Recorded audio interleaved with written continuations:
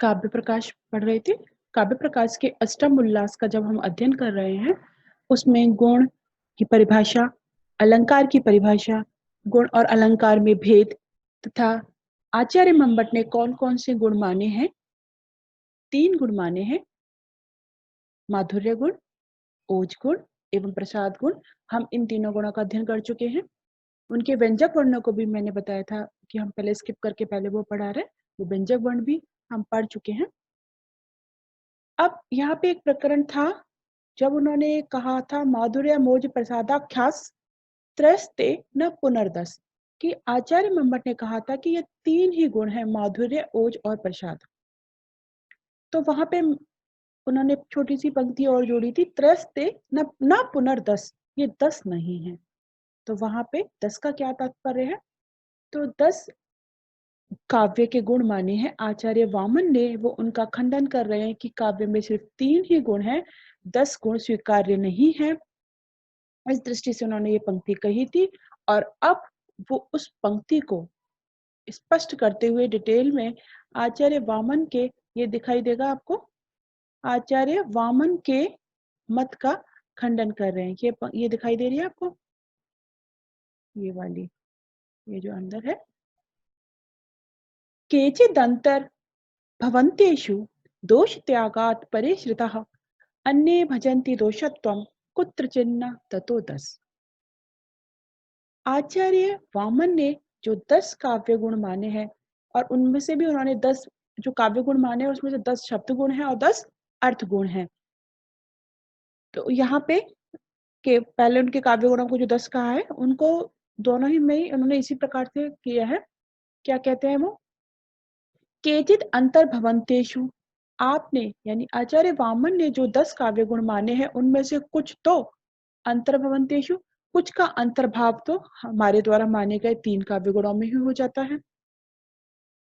कुछ का दोष त्यागात् परिश्रिता, कुछ दोष का अभाव मात्र है, यानी कोई दोष है उसका अभाव मात्र ही है, वो उन्हें अलग से गुण मानने की आवश्यकता नहीं है।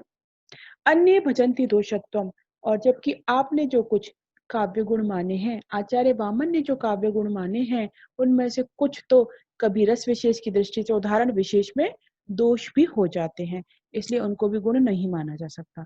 तो इस प्रकार से क्या कहते हैं कि आपने जो 10 माने हैं, उस 10 में से कुछ का तो अंतर्भाव हमारे द्वारा स्वीकृत काव्य गुणों में ही हो जाता है, मंबट द्वारा स्वीकृत काव्य गुणों में ही हो जाता है। कुछ दोष का अभाव मात्र है और कुछ तो स्वयं कवि रस विशेष में, उदाहरण विशेष में खुद दोष रूप हो जाते हैं। इस कारण से 10 काव्य गुण नहीं माने जा सकते। काव्य गुण कितने माने जाने चाहिए? केवल 3 माने जाने चाहिए। यह आचार्य वामन का मत है और उन्होंने 3 काव्य गुण माधुर्य, ओज और प्रसाद 3 माने हैं। ये हमने देखा सारा। अब हम देखते हैं किस प्रकार से वो इनके द्वारा माने हुए काव्य गुणों का खंडन कर रहे हैं। लेकिन उससे पूर्व हम पहले ये देख लेते हैं कि आचार्य वामन ने काव्य गुण जो माने हैं 10, उनके क्या क्या नाम दिए हैं और क्या उनकी परिभाषा उन्होंने दी है। आचार्य वामन ने जो 10 काव्य गुण माने हैं, उनमें से सर्वप्रथम 10 जो शब्द गुण हैं, उसमें से नाम तो दोनों में सेम है लेकिन परिभाषा में अंतर है।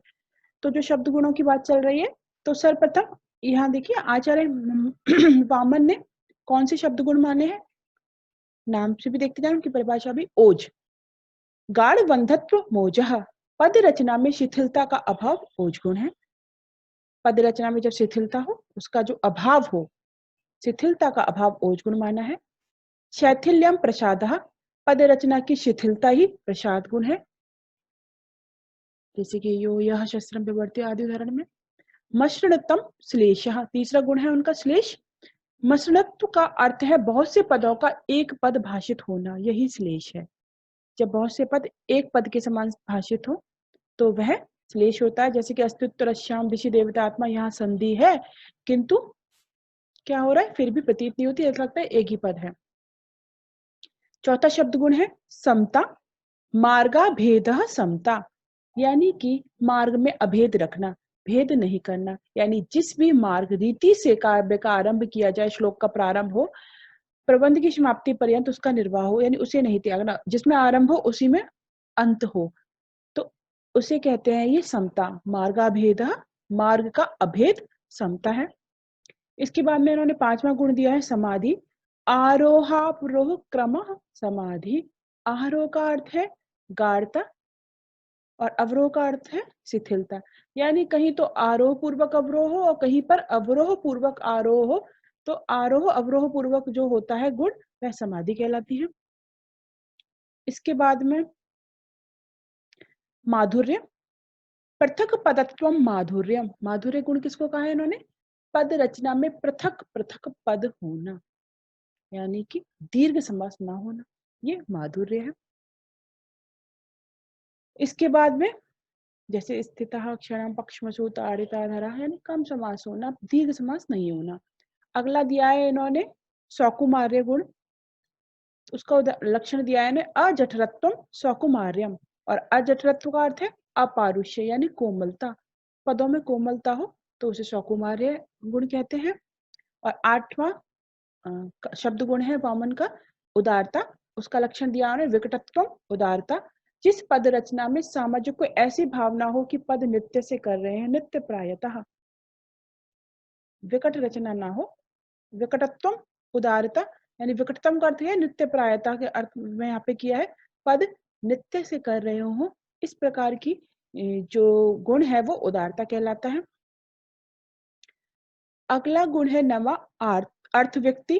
अर्थ व्यक्ति, उसका लक्षण दिया है उन्हें अर्थ व्यक्ति है तो तुम अर्थ व्यक्ति ही, यानी कि जिससे तुरंत ही अर्थ का बोध हो जाए, वह गुण जिसमें तुरंत अर्थ के बोध हो जाए, अर्थात प्रतीति तुरंत हो जाए, उसको इन्होंने दिया है अर्थ व्यक्ति। और 10वां गुण दिया है कांति ही। उसका अर्थ दिया है औज्ज्वल्यम कांति ही। पद रचना में लालित्य ही कांति है। इस प्रकार बामन ने 10 शब्द गुण माने हैं। अब आचार्य मम्मट उनका किस प्रकार से खंडन कर रहे हैं, किस प्रकार से उन्हें समाहित कर रहे हैं, किसमें दोष बता रहे हैं, ये सब हम देखते हैं। अब आचार्य मम्मट की पंक्तियां देखिए द्वितीय भाग में। बहुनामपि पदानाम एक पद भासमानः यह श्लेषः। देखिए, बहुत से पदों की एक पद के समान प्रतीत होना रूप जो श्लेष है, हमने वहां पे भी देखा था कि श्लेष होते हैं जिसमें अनेक पद भी होते हैं लेकिन वो एक पद के समान प्रतीत होते हैं। श्लेष जो वामन ने लक्षण दिया था, तो उसका कह रहे हैं कि आपने जो कहा था कि बहुत से पदों की एक पद के समान प्रतीत होना वाला जो आपका श्लेष है, और आरोह अवरोह क्रम रूप जो हमने समाधि बताई थी उनकी, आरोह अवरोह क्रम रूप जो आपकी समाधि है, विकटत्व लक्षणा उदारता, जो विकट लक्षणा वाली आपकी उदारता है, यानी विच्छेद के कारण जब नित्य प्रायता से प्रतीत होती, जो हमने उदारता का लक्षण देखा था, तो विकटत्व लक्षण वाली जो आपकी उदारता है। यश्च ओजो मिश्रित शैथिल्यात्मा प्रसादः, और जो आपका ओज से मिश्रित बंद शैथिल्य रूप आपका जो प्रसाद है, आपने जो प्रसाद कहा है, तेषाम ओजस्य अंतर्भावः, उसका तो किसमें अंतर्भाव हो जाता है? ओज में अंतर्भाव हो जाता है। ठीक है, यहां तक, यानी कि श्लेष, समाधि, उदारता, प्रसाद, इनका तो ओज में अंतर्भाव हो जाता है, आपके ओज का भी। आगे कहते हैं कि पृथक पदत्व रूपम माधुर्यम भंगया साक्षात उपात्तम। और आपने ये जो कही थी कि पृथक पदत्व माधुर्यम, पदों का पृथक पृथक होना यानी कि दीर्घ समास ना होना, जो भी हमने देखा था माधुर्य का लक्षण ब्राह्मण ने दिया है। तो पृथक पदत्व रूप जो आपने माधुर्य कहा है वो तो हमने भी प्रकारांत से स्वीकार किया है, क्योंकि हम भी कहते हैं, हमने माधुर्य के जो व्यंजक वर्ण बताए हैं वहां पे कहा ही है कि माधुर्य में क्या होते हैं, दीर्घ पद नहीं, दीर्घ समास नहीं होते। याद आ रहा होगा आपको, आवृत्तिर मध्यवृत्ति व माधुर्य व्यंजक के जब हम व्यंजक वर्ण देख रहे थे उसमें हमने कहा ही है। तो क्या कह रहे हैं, हमने भी कहा था कि अवृत्तिर मध्यवृत्तिर व माधुर्य घटना तथा, तो अवृत्ति यानी समास नहीं होना या अल्प समास होना, मध्यम समास होना, तो ये तो हमने भी कहा था, वो हमारे माधुर्य में ही आ गया। आपने प्रसादेन अर्थव्यक्ति गृहीता, और अर्थव्यक्ति आपने जो कहा था, आपकी जो अर्थव्यक्ति है वो हमारे प्रसाद गुण में ही आ जाती है। अर्थव्यक्ति क्या कहा था उन्होंने, पदों का अविलंब बोध, अर्थ की बोध प्रतीति हो जाती है, वो आपने जो कहा था वो तो हमने भी अपने प्रसाद में आ गई है हमारे में। इसके बाद में मार्गा भेद रूप समता। देखो यहाँ तक तो बेटा अभी हमने देखे कि 5 जो गुण थे उनको तो शुरू में जो है 5 तो यानी 5 में यानी उनके ओज तक तो ओज में आ गए। माधुर्य को जो है वो हमने कह रहे हैं कि वो हमने भी प्रकारांतर से स्वीकार किया है। माधुर्य के व्यंजक वर्ण जो हमने बताए तो वहां पे हमने माधुर्य को वही बताया है और अर्थ व्यक्ति को इन्होंने अपने प्रसाद में रख लिया। अब बाकी जो बचे हैं उन गुणों में किसी में दोष बता रहे हैं, कुछ को दोष का भाव मात्र बता रहे हैं, उसको देखते हैं। मार्गा भेद रूपा समता क्वचित दोषः। मार्ग की अभेद रूपा समता। आपने समता का जो लक्षण दिया था मार्गाभेद, मार्गाभेद का मतलब था मार्ग में अभेद होना, यानी जो पहले आरंभ किया है प्रारंभ से अंत तक जो रीति है जो मार्ग है उसमें समानता रखनी चाहिए, उसका त्याग नहीं करे, वो समता कहा था वामन ने। तो आचार्य मम्मट कह रहे हैं वो तो कहीं कहीं पे दोष हो जाएगा यदि ऐसा नहीं करें तो, क्योंकि इसके संदर्भ में उन्होंने एक उदाहरण दिया है, तथा ही मातंगा किमुबल गीतई इत्यादौ सिंहाभिधाने मसृण मार्ग त्यागो गुणः। यहाँ तो सिंह के अभिधान में, सिंह के अभिधान में मसृण मार्ग का त्याग, कोमल मार्ग का त्याग क्या हो गया है? गुण है। कौन सा यहाँ पे देखो उदाहरण स्पष्ट किया है। ये जब हम सप्तम उल्लास में दोष प्रकरण देखते हैं तो वहां पर आता है जब वो कहते हैं कि वक्ता आदि के औचित्य से कभी दोष भी गुण हो जाते हैं, तो यह वहां पर ये उदाहरण आया है मातंगा के मुबल्लिगते ही। क्या उदाहरण था ये? काव्य प्रकाशकार ने क्या उदाहरण दिया इसका? मातंगः किमुबल्गितै किं फलैराडम्बरै जम्बुकः सारंगा महिषा मदं व्रजत् किं शून्येषु शूरा नके कोपाटोपसमुद्भटोत्कटसटा कोटेरिभारे पुरः सिन्धुध्वानिनी हुंकुरुते स्फुरति यत् तद्गर्जितम गर्जितम। यह उदाहरण उन्होंने वहां पर दिया है। तो ऊपर तो देखो किसकी बात हो रही है?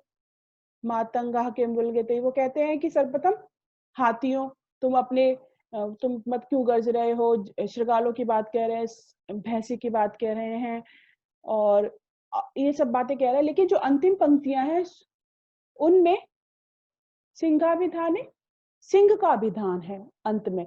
आरंभ में तो अन्य जानवरों की बात है कि या तुम ऐसा वो क्यों कर रहे हो, क्योंकि तुम ऐसा गर्जन क्यों कर रहे हो, व्यर्थ में तुम क्यों अभिमान कर रहे हो। भाई सिंह के गर्जन करने पर जो गर्जन हो वही वाक्य तद गर्जितम गर्जितम, वही गर्जन वास्तव में गर्जन है। तो वो कह रहे हैं वहां पर कि हाथियों तुम क्यों चिंगाड़ रहे हो, ये सब चीजें। तो अंत में जो सिंह का जब वर्णन आ रहा है, कोपाटोप, कोपाटोप समुद्र भटोत्कट सटा कोटे रिभारे पुरः, पूरा एक लंबा समास है। और सिंधु ध्वानिनी हुंकुरते स्फुरते यद गर्जितम गर्जितम, जो यहाँ पे जो सिंह की बात हो रही है तब उन्होंने क्या करा, दीर्घ समास का प्रयोग किया है।